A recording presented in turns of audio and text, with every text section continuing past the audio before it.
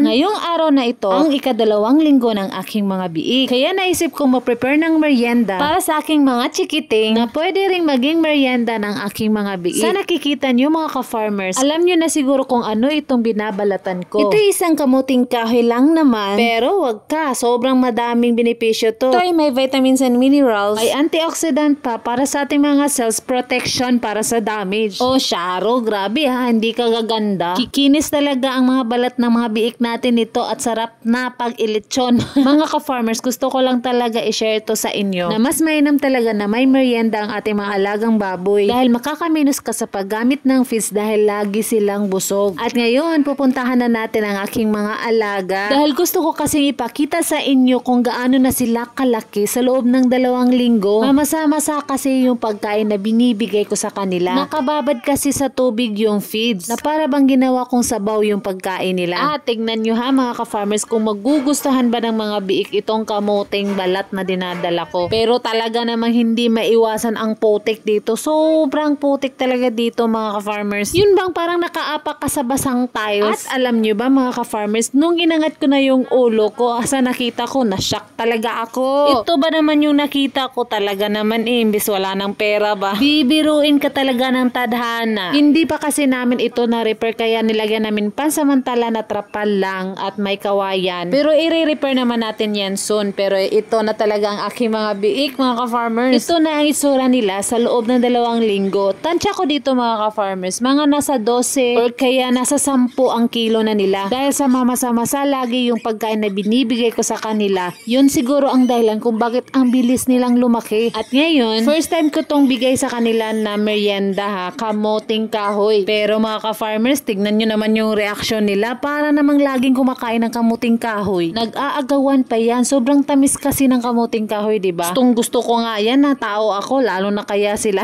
At alam nyo ba mga ka-farmers, believe na believe talaga ako sa mga biik na ito. Dahil hindi talaga sila maingay na klaseng mga biik. Magiging maingay lang to sila kapag alam nilang bit-bit ko ay pagkain na para sa kanila. Hindi talaga sila tulad nung dati kong dosing baboy. Dahil siguro magkaiba ang nanay nila. At bukas naman mga ka-farmers, bibigyan natin sila ng kangkong. Dahil mula ngayon hanggang sa maibenta ko sila, hindi ko sila tatantanan sa merienda. Kaya mga farmers, antabayanan nyo lagi ang aking mga video at huwag nyo kalimutang i-subscribe ang aking channel para tuloy-tuloy ang ating kaligayahan. Dahil meron pa kayong pwedeng aabangan sa akin dahil hindi lang ito ang livestock na pwede kong i-share sa inyo. Ingat kayo lagi mga ka-farmers hanggang sa muli nating pagkikita. Noo ka.